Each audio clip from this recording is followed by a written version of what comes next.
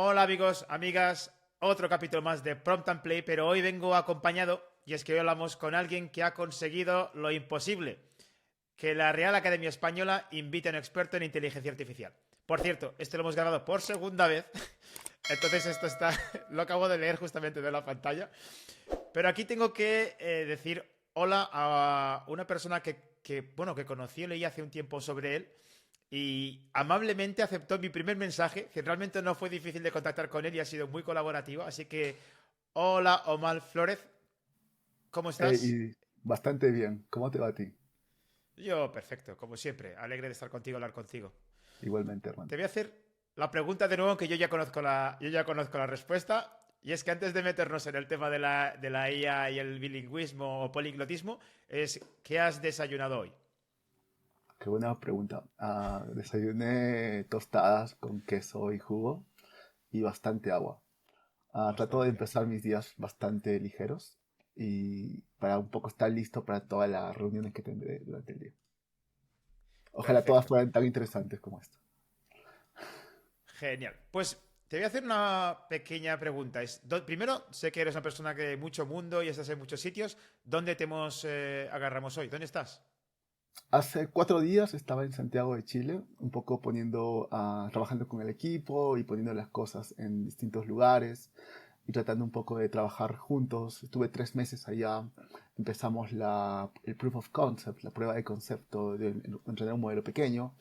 Y ahora vamos a empezar con un modelo mucho más grande, 200 GPUs en paralelo. Hoy en día me encuentro en mi ciudad natal, Arequipa, en Perú, en la casa de mis papás, disfrutando y pasando el día con ellos. Genial. Bueno, espero que estén muy bien ellos y que estéis todo bien por ahí. Porque para Gracias. mí es complicado entender de que estéis ahora mismo en invierno y nosotros aquí estamos con el calor del verano. Qué locura, qué locura. Te voy a hacer una pregunta, ¿vale? Quiero que pienses en una persona de más de 60 años, ¿vale? Que hayas conocido, que conozcas, familiar, y que me digas, bueno, no sé, no hace falta que sea su nombre, pero que me digas si la conoces, que la tengas en mente. Ujú. Me ¿Lo tienes recuerda, por ya? ejemplo, sí, claro. Pues Esta sí, sí, persona dime. me recuerda a una persona que conocí hace un mes. Era alguien de la audiencia, estábamos hablando un poco de los modelos de lenguaje, la IA generativa, y me dijo, Omar, todo bien, pero yo soy un fotógrafo y tengo más de 60 años, ¿no? Entonces, me gusta lo que dices, pero siento que esto me está quitando trabajo. Ya no tengo tanto trabajo para editar fotos, para tomarlas en las calles. ¿Qué debería hacer para que esto pase, no? Podemos entrar más en detalle más adelante si deseas, pero básicamente me dijo directamente de que la IA no trata a todos por igual y fue la primera vez que lo vi directamente, en persona, con un rostro. Nos dimos la mano, traté de dar el mejor consejo que pude, pero ciertamente mucho de esto está dejando a cierta parte de la población de lado, lamentablemente. Vale, esto te lo pregunto porque para la gente que no te ubica del todo, que ya me parece muy extraño que no te ubiquen, si te soy sincero, eh, ¿cómo le explicarías, en breve, en dos frases, a esta persona, por ejemplo, qué es lo que hace o para qué es la IA? Correcto. Hoy en día es mucho más fácil ir que hace muchos años. Hace muchos años la gente, por ejemplo, no usaba ChatGPT.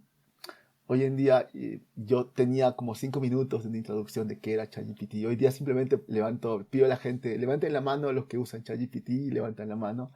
Bueno, tienen en sus manos uno de los sistemas más avanzados y sofisticados de inteligencia artificial. Entonces yo empezaría hablándole acerca de ChatGPT.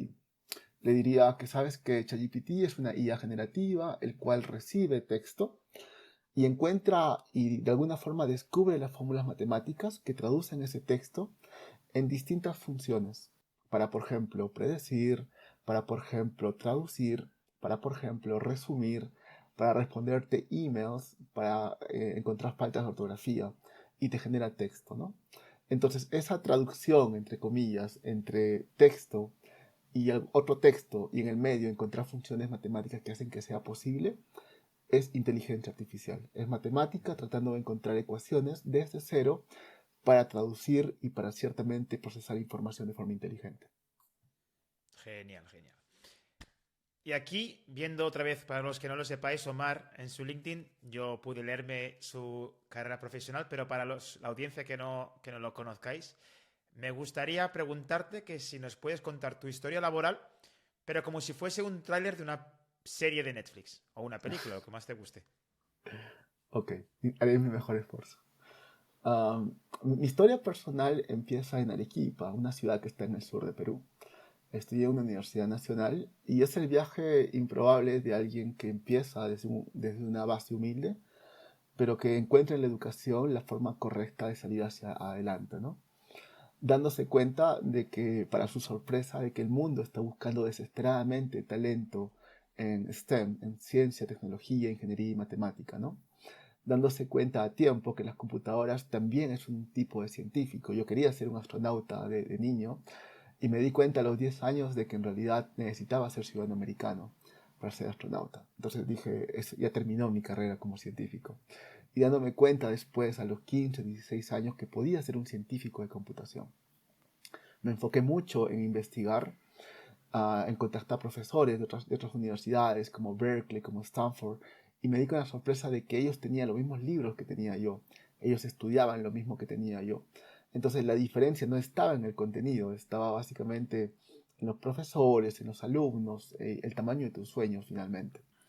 Me di cuenta que esta gente era muy humilde y que directamente te respondían los emails, ¿no? Y empecé a estudiar sus clases, empecé a tomar sus exámenes ya resueltos, empecé a leer sus slides, empecé a publicar bastante durante el pregrado, empecé a darme cuenta de que cada publicación era como una carta de presentación afuera. Tuve becas para estudiar el doctorado en Chile, en Brasil y también en Estados Unidos. Entonces me fui, me dijeron, compra tu pasaje de ida y nosotros nos encargamos del resto. Empecé a trabajar como investigador en la universidad. Para mi sorpresa, fui aceptado en IBM Research, que es uno de los centros de investigación más importantes en Estados Unidos, como practicante. Luego hice las prácticas en el equipo que hizo la silla de ruedas para Stephen Hopkins en Intel Labs. Trabajé en esta empresa durante 5 años y en este equipo. Luego fui gerente de investigación en San Francisco, en un banco llamado Capital One. Y después fui investigador del área de inteligencia artificial de la red social Twitter, llamada Twitter Cortex. Trabajé 3 años ahí. Después, finalmente, me fui para Latinoamérica. Muchas veces hablamos con amigos de que por qué no tenemos inteligencia artificial en Latinoamérica. Y cuando me ofrecieron la posibilidad de ser parte de un equipo que está construyendo el primer modelo fundacional en Latinoamérica, fue la oportunidad perfecta para pasar de las palabras a la acción. Hubiera sentido muy mal de haber sabido, oye, pude haber puesto un grano de arena importante para crear IA de Latinoamérica y me quedé solamente en palabras y no en acciones. Entonces me encuentro liderando el preentrenamiento de este modelo de 70.000 millones de parámetros Qué barbaridad. llamado LATAM GPT. Qué barbaridad, qué barbaridad. La verdad es que se pone los pelos de punta cuando hablas de la cantidad de parámetros que tiene. Eso es una bestia bastante grande. Que yo justamente cuando estuve haciendo la investigación me quedé sorprendido porque es del tamaño de... Bueno, hay otros modelos que no llegan ni mucho menos, ni a la mitad de lo que estáis usando vosotros, ¿no? Claro, y es un poco a propósito para demostrar de que esta tecnología también puede crearse en Latinoamérica. Claro. Bueno, entonces vamos a ir directamente al núcleo, a nuestro querido LATAM GPT. Entonces, te voy a pedir que en pocas frases explícanos qué es LATAM GPT como si fuésemos niños de 5 años, pero con mucha curiosidad. Me encanta, Aitor. La TANGPT es otro modelo de lenguaje y existen modelos de lenguaje. Existe ChatGPT, existe Llama, existe Falcon, existen muchos modelos. De hecho, cada mes creo que sale uno nuevo. Pero lo interesante es de que el modelo, uno siempre dice que los modelos son tan inteligentes como los datos que los alimentan. Entonces, lo que sucede en Latinoamérica es que tenemos una diversidad bastante alta en términos del lenguaje y de las cosas que pasan. Por ejemplo, la Real Academia de la Lengua Española está muy interesada en toda esta diversidad lingüística que tenemos en Latinoamérica. Esta diversidad lingüística está relacionada a la diversidad cultural que existe en esta parte del mundo. Entonces, modelos que existen actualmente no capturan de forma exacta las migraciones chinas que hemos tenido en Perú, las migraciones, por ejemplo, alemanas que han pasado en Chile, todas las corrientes, todas las cosas, los latinos como han ido a Estados Unidos y han creado su propia cultura, todas las culturas originarias que tenemos en Sudamérica, en Latinoamérica, en Centroamérica. Y toda esta diversidad cultural ciertamente no está correctamente representada. De hecho, muchos documentos que alimentan modelos existentes son traducciones del inglés de una representación cultural latinoamericana. Pero sobre todo lo que a mí me gusta de la TanGPT es que el modelo resultante va a ser abierto en código. Erróneamente decimos que modelos como Llama son abiertos, cuando en realidad solamente te dan los pesos, pero tú no ves la salsa secreta, es decir, tú no ves el código de entrenamiento, tú no ves cómo son las recetas para configurar 256 GPUs en paralelo, tú no ves cuáles son las funciones de activación o directamente la velocidad a la que aprende cada parámetro. Y ese tipo de cosas son muy interesantes de saber. Una vez que el modelo haya sido entrenado, directamente se abre a la gente para que cualquier estudiante de Latinoamérica pueda crear su propio modelo, pueda afinarlo, adaptarlo. Y finalmente tendremos un modelo que no solamente es abierto en sus pesos, pero también en su código, en sus benchmarks, en sus datasets, y que ciertamente servirá para saber cómo funcionan las cosas por dentro. Sí, porque en eso estoy de acuerdo. Para mí el idioma no es solo palabras, porque creo que eso es digamos, un concepto erróneo, ¿no? El idioma es cultura, es poder, incluso incluye en este caso muchas veces sesgos, ¿verdad? Y claro, si entrenas una inteligencia artificial en inglés y luego pues la disfrazas de español, pues algo acaba no cuadrando, ¿verdad? Entonces, yo tengo una pregunta para ti. ¿Tú crees que los modelos actuales, estoy excluyendo aquí la TanGPT, entonces, ¿los modelos actuales reproducen prejuicios culturales, tú crees? Mm, es muy posible y a veces de forma inadvertida, ¿no? El ejemplo más concreto es cuando tú, por ejemplo, pones en una IA generativa de imágenes y dices, oye, genérame una mujer peruana. Y te aparece una mujer con una llamita sosteniéndola y te aparece Machu Picchu detrás y un plato de comida al frente, ¿no? Entonces, dime si eso no es un sesgo cultural, en parte porque ciertamente ha sido entrenado con fotos públicas que usualmente vienen de imágenes turísticas. Entonces, tienes ciertamente esta asociación semántica entre alguien que en realidad podría tener diversas formas, podría tener diversas ocupaciones, pero se saca el estereotipo, ¿no? Y de alguna forma se propaga y se amplifica si tienes un modelo que llega a millones de personas. Sí, tienes razón. Es decir, justamente una de las cosas que he visto que se usa mucho por internet es lo típico de, creo que lo vi en muchos posts de Facebook, Instagram, donde ponme una persona típica de y muchos países. O quién es la persona más guapa del mundo. Y te pone digamos, imágenes de personas, por ejemplo, una francesa, una peruana. Y es verdad que es el típico estereotipo que se ve en las fotos que hemos conocido de toda la vida. Pero no, realmente no, no, y estábamos hablándolo justo antes de empezar, ¿no? Que Latinoamérica, América en general es gigante. Entonces, Machu Picchu no es la única representación o lo único que tenéis vosotros, ¿verdad? Y en eso estoy de acuerdo. Por eso te hacía esta pregunta, porque muchas veces sí me parece que activamente, hablo de ChatGPT, DeepSeek o demás, sí que pueden llegar a reflejar ese prejuicio. Pero yo te quiero preguntar un poco sobre los riesgos, ¿vale? Entonces, ¿tú crees que hay riesgo de que la IA homogeneice el idioma? Es una gran pregunta, Air. Yo creo que sí, yo creo que sí. Yo diría que sí porque es parte de un viaje mucho más grande que es la globalización, ¿no? La globalización ciertamente está uniformizando no solamente idiomas, pero también preferencias. Hemos hablado mucho tiempo, por ejemplo, de estos estereotipos que vienen de Hollywood, ¿no? Como eso normaliza diversas conductas.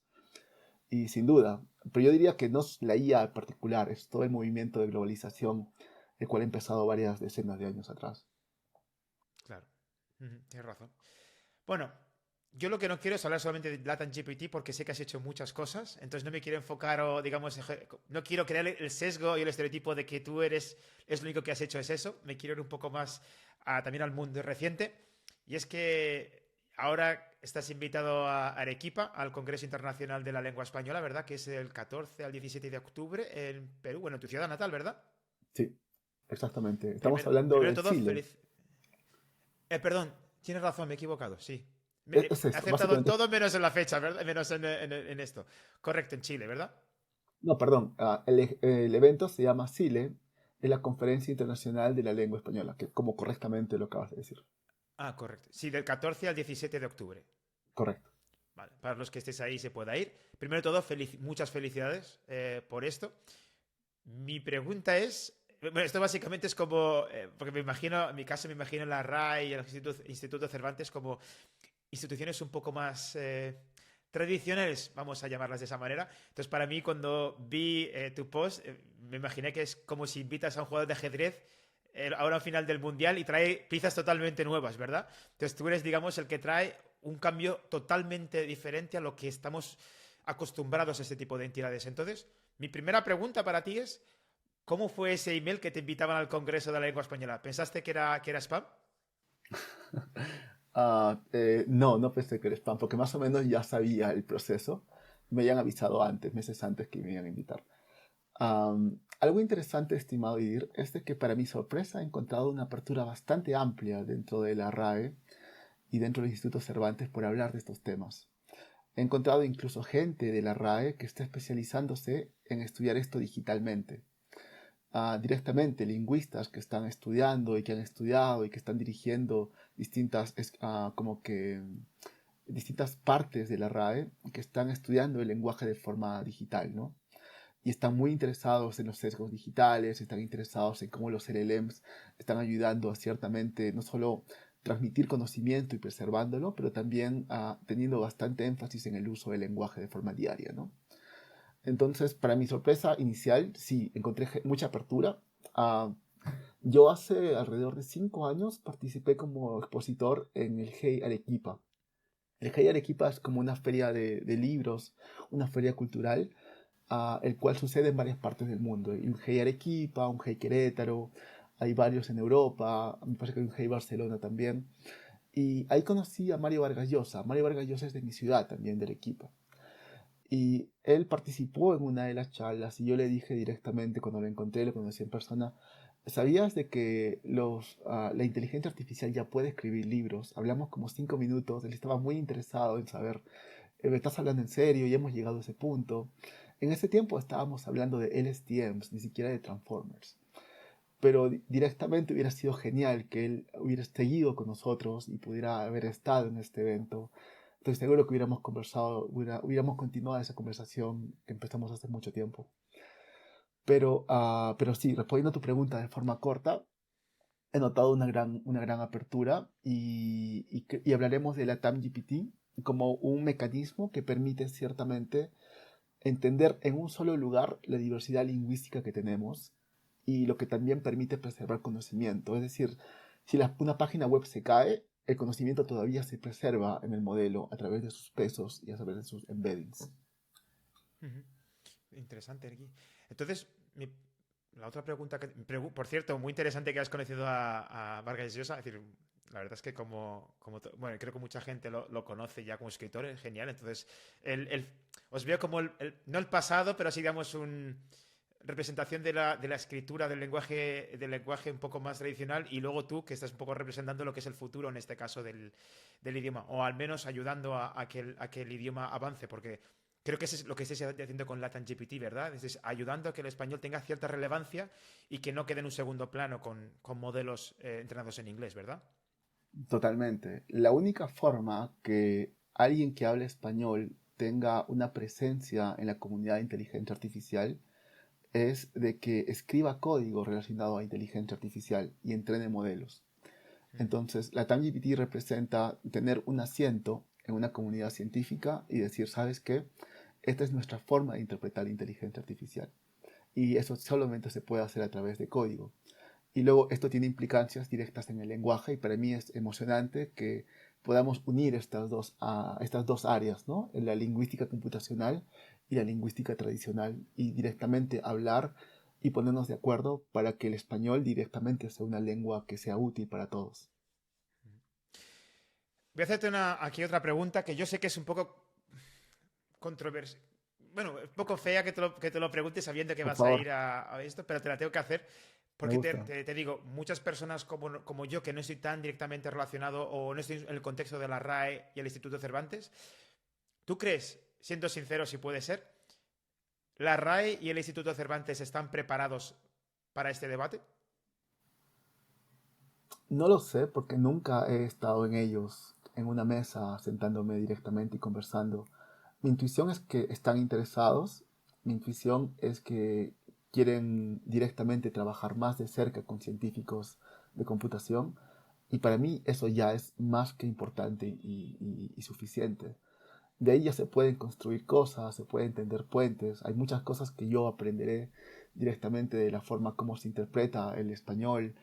Hay datos importantísimos que nos ayudaría mucho para mejorar la TAM-GPT, como el panhispánico de dudas, el cual recoge chilenismos, peruanismos y diversas, digamos, formas de usar el lenguaje que ya se ha recolectado por muchos años. Entonces, más que hablar de comunidades que no están listas o están listas para hablar, yo hablaría de comunidades que quieren trabajar juntas, y eso siempre va a ser bueno para todos. Genial, genial. Bueno, aquí sí que me gustaría un poco hablar ahora de un poco el trabajo que tú haces específicamente. Es el tema de, yo le he llamado la IA con acento. Aunque realmente no es así, porque el acento realmente no es, sino es la manera, la jerga que se usa. Yo, ya sabes que bueno, yo estudié datos, pero lo que estás haciendo tú está muy por encima de lo que yo puedo decir. Yo ahora mismo me siento como un niño de 5 años si tú te pusieses a hablar de manera seria de esto. Entonces, yo tengo una curiosidad y es ¿cómo se entrena una IA para que entienda tantas variedades regionales sin confundirse? Muy buena pregunta, estimado Ir. Digamos, para entrenar un LLM tenemos dos partes claramente definidas, el pre-training y el post-training. En el pre-training aprendemos el lenguaje directamente, aprendemos directamente que cada palabra tiene tal función y que va en secuencia a otra para formar una oración.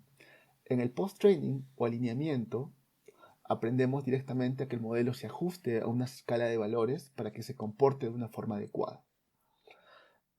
Entonces, cuando queremos que un modelo de lenguaje aprenda distintos acentos o distintas formas, estamos hablando de la característica principal que tiene una red neuronal, y es que tiene capas. De hecho, se le llama a todo esto deep learning, y deep viene de profundo porque tiene una gran cantidad de capas. ¿Okay? Los datos de entrada viven en un ámbito superficial en el cual todas estas variaciones no tienen sentido. Por ejemplo, tú puedes decir en tu jerga, la entrevista de hoy estuvo interesante, y yo puedo decir en mi jerga, la entrevista de hoy estuvo bacán, que es como lo decimos en Perú. Estamos semánticamente diciendo distinto, con palabras distintas, pero en un espacio matemático estos son dos puntos que están juntos, porque tienen la misma carga semántica. Entonces, todas las capas de una red neuronal simplemente lo que hacen es mapear matemáticamente cada oración a un punto distinto, en un espacio matemático, y aprender la forma de este espacio matemático donde las cosas similares están juntas y las cosas diferentes están alejadas. Tu pregunta es, ¿cómo un modelo de lenguaje puede aprender distintos acentos? Y es porque ha aprendido este espacio matemático y ha aprendido a organizarlo, ha aprendido a darle una estructura, ha aprendido que las cosas similares deben estar juntas y las cosas diferentes deben estar diferentes. De modo que los acentos y todo este tipo de variaciones directamente estarán en una parte de este espacio matemático donde estas similitudes y diferencias tienen sentido. Y esto lo hace a través de millones y millones de experimentos en un proceso llamado entrenamiento. Te voy a decir por qué te pregunto esto, porque yo me he encontrado con un caso muy concreto, y esto creo que lo decís en Perú, cuando se dice lo de que palta, si no me equivoco, que Claro, es como que vergüenza. qué vergüenza, qué O, incomodidad, claro. exactamente, pero me pasó con, esa fue una, pero la siguiente fue lo de, la frase era, te hago la tabla hasta la esquina. Y Interesante. eso, en español, me refiero en España, te preguntaría de qué me estás hablando. Y en realidad en Perú, si no me equivoco, es acompañar a alguien hasta la esquina, ¿verdad? Ir con alguien hasta algún sitio. ¿Es así? Correcto. Te hago la taba hasta la esquina. Y taba significa te hago el favor de ir contigo hasta la esquina. Exactamente. La otra fue, si no me equivoco, era. Claro, porque tú si dices en ChatGPT te preguntas lo de te hago la taba, te dice. Pues yo creo que se inventaría la respuesta, porque se inventó la respuesta que yo ponía. Entonces, por eso me llegó la duda de si LaTeX eso lo podría llegar. Te estoy repitiendo, no es que haga magias, pero ¿tú crees que sería capaz de responderme bien y no lo que hizo ChatGPT en su momento? Yo creo que sí. Y debería ser una de las formas de medir el éxito de la TAM-GPT. De hecho, hace un mes estaba en el PlatziConf, que es un evento de educación en Latinoamérica muy grande, 4.000 estudiantes y gente en el viendo en el escenario. Y se me acercó al final de la charla un chico que está haciendo un timbre. Un timbre es como un receptor que pones en la puerta, ¿no? Para ver si está... como toca la puerta, tocas el timbre. Pero este timbre tenía un modelo de lenguaje dentro. Y me decía, a mí me sirve la TAM-GPT porque cuando la persona venga a usar mi producto, quiero que entienda. Esta persona directamente se va a ir de Latinoamérica, ¿no? Entonces será un asistente el cual le dirá, puedes pasar, no puede pasar, el dueño salió. Y si tú le dices, oye, me haces la taba de decirle de que por favor voy a volver en una hora, este modelo tendría que entender. Entonces le sirve la Sí, sí, sí. TAM-GPT para ese tipo de cosas. Genial. Te voy a hacer una pregunta, ya un poco intentando salir ya de la seriedad. Entonces, ¿puedes contarnos algún momento o algún ejemplo curioso durante el pre-entrenamiento de la TenGPT? Si se puede contar, por supuesto. Por supuesto, estimado. Hay momentos, por ejemplo, en los cuales tú estás entrenando y, y ves que una GPU desaparece, ¿no? Y tú dices, qué raro. Y reinicias la máquina y ya no es una, sino son dos de GPUs que han desaparecido. Y entonces tú dices, ¿y ahora qué hacemos? Están desapareciendo los GPUs. Y resulta de que directamente se malogran, directamente les pasa algo, se sobrecalientan y dejan de funcionar. ¿Qué se hace en estos casos? Agarrar la GPU, embalarla y mandarla a la gente que te lo vendió, ¿no? Esto, multiplícalo por 256 GPUs, en el caso de nosotros, o multiplícalo por los miles de GPUs que se utilizan en Llama o en OpenAI o en DeepMind o algún modelo. Entonces, este es un problema bastante común. De hecho, hay papers que directamente mencionan esto y dicen, ¿sabes qué? Se nos desapareció en tal cosa, esta es nuestra forma de lidiar con esto. Esta es una tecnología que directamente reemplace esto, que guarde el modelo, o que guarde una parte del modelo que estaba en esa tarjeta gráfica, que puedas escribir y leer. Entonces, ese tipo de cosas uno no los pensaría si tuviera simplemente un modelo que corre en una o dos tarjetas gráficas, ¿no? Claro. Sí, sí, sí. La verdad, bueno, yo me estaría asustando, ¿eh? Yo no sabría cómo reaccionar a esa situación. Totalmente, Muy totalmente. bien. Mira, yo estoy mirando datos. Hay 600 millones de personas que hablan español en el mundo. Son datos del 2024, así que igual ahora somos más. Pero a veces es verdad que parece que estemos constantemente, y llevamos comentando todo el rato en el podcast, ¿no? 600 millones de personas que hablan español, pero parece que estemos hablando con máquinas entrenadas por Oxford. Mi pregunta es, ¿tú crees que vamos tarde o vamos justo a tiempo? ¿Para qué? Para entrenar otros modelos. El español dentro del mundo de la IA. ¿Tú crees que estamos a rebufo, por así como se dice, rebufo? No sé si se dirá lo mismo rebufo ahí, pero si vamos a rebufo de los anglosajones o estamos a tiempo de llegar a estar en el mismo nivel. Vamos probablemente 3 pasos atrás y probablemente esto simplemente se incrementará, esa diferencia, por la velocidad a la cual se mueve esta área, sobre todo, y porque la lengua franca de la inteligencia artificial es el inglés. Entonces, incluso el nombre de este modelo chino, DeepSeek, está DeepSeek, en sí, inglés. sí, correcto. Entonces, ahí nomás ves de que es una influencia bastante grande. Entonces, yo siempre trato de ver el lado positivo de esto, y yo diría es de que tengamos todos un lenguaje común, pero digamos, no permitamos que la gente que quiere aprender inteligencia artificial y que hable español no tenga la capacidad de hacerlo en su propio lenguaje. Entonces, me parece profesionalmente bien tener un solo lenguaje, pero yo mismo, cuando estaba aprendiendo inteligencia artificial y veía un término, decía, ¿qué será backpropagation? Y tenía que ir a un libro en inglés para aprender ese término, ¿no? Para seguir estudiando ese tema. De hecho, tengo el primer diccionario español-inglés, inglés-español de términos técnicos de inteligencia artificial. Lo creé hace como 10 años. Te lo paso después para que lo compartas si deseas. Ah, por favor, sí. Pero a mí me hubiera gustado en ese tiempo, siendo un estudiante, tener una lista de términos técnicos, ¿no? Y no ir a un libro y buscar, y ir a otro libro y estar perdiendo mucho tiempo. Entonces, por eso creé ese diccionario, que en su tiempo fue el primer diccionario, no sé si existe un diccionario así, pero es básicamente una forma técnica de ir de inglés a español. Quizás ya no es necesario con ChatGPT, pero en ese tiempo era algo interesante. Ah, genial. No sabía. Eso sí que me interesa saber ese diccionario. Mira, voy a hacerte dos preguntas en una aquí a la vez, ¿vale? La primera, y justo después te haré la segunda, es ¿qué instituciones están haciendo algo por esto? y quiénes están dormidas, si las conoces. Y justo después de estas, si ves posible una colaboración panhispánica o crees que cada uno está yendo por su lado. Una gran pregunta. Ah, la TANGPT no sería posible sin la alianza con varias organizaciones que hacen que esto suceda. Hablamos desde la Corporación Andina de Fomento, hablamos de diversas universidades a nivel de Latinoamérica que están trabajando juntas para que esto pase.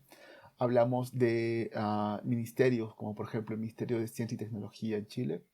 Hablamos de distintas autoridades, hablamos de bibliotecas nacionales en Latinoamérica que nos están dando información y datos para entrenar el modelo con esta información. Y lo que está sucediendo es de que muchas veces nos cuesta directamente tener estos datos para hacer que el modelo sea más útil para todos, ¿no? Entonces son innumerables reuniones hasta llegar a un punto en el cual, ok, podemos acceder a los datos o directamente en algún momento se corta la comunicación. Mi intuición me dice de que cuando el modelo salga y que esto demuestre ser útil para todos y la gente se dé cuenta que es abierto, habrá mucha más interacción y tendremos un modelo incluso más grande y más importante. Pero digamos que tenemos que romper este momentum, este techo de cristal, para que eso suceda. Y algo que la gente siempre me dice, ok, pero ¿qué gano yo con esto, no? Y una cuestión interesante es pensar qué ganamos todos nosotros con esto, de tener un modelo grande, de que el modelo haya sido entrenado y que sea gratis para todos, para ser usado. Entonces, no solamente es tener algo que sea exacto, pero sobre todo es darle la posibilidad a nuestros hijos, cuando los tengamos o si ya los tenemos, de que aprendan inteligencia artificial directamente hecha en esta parte del mundo. O que no tengan el sesgo de que sabes que esto se hace en otro lado. Y directamente digan, esto ya se hizo acá, entonces yo lo voy a hacer mejor. Entonces eso ya es un cambio de mentalidad bastante interesante y esto solamente va a cambiar y va a ser mejor en el futuro. Genial, muy buena respuesta. Mira, voy a decir una cosa porque cuando se hacen, digamos, en proyectos grandes con mucha visibilidad, existe siempre el apoyo, que casi siempre suele ser la gran mayoría de las cosas que pasan, pero luego siempre está la crítica. Entonces quiero poner un poco en contexto, ¿vale? Para la gente que creen que el doctor Omar Flores está haciendo la TANGPT para hacerse multibinario, a pesar de que tú has trabajado en empresas privadas, como has explicado de Twitter, has trabajado en la pasantía con IBM, has trabajado con Capital One, empresas, ¿qué dirías? ¿De verdad lo haces con ánimo de lucro para hacerte multimillonario? No, no, bueno fuera, pero no es el caso. Directamente es para que... Yo siempre digo una cosa, cuando me junté con el equipo me preguntaron, ¿y por qué estás en el proyecto? Y yo les dije, porque cuando tengo un hijo me gustaría contarle de que fui parte de este proyecto, ¿no? De decirle de que en realidad es un proyecto tan importante que quizás representa nuestra primer gran apuesta para hacer inteligencia artificial a la manera latinoamericana, de decirle a mi hijo, yo estuve ahí, ¿no? Es un poco como diría, tenemos un escritor muy famoso, ¿cómo se llama este escritor?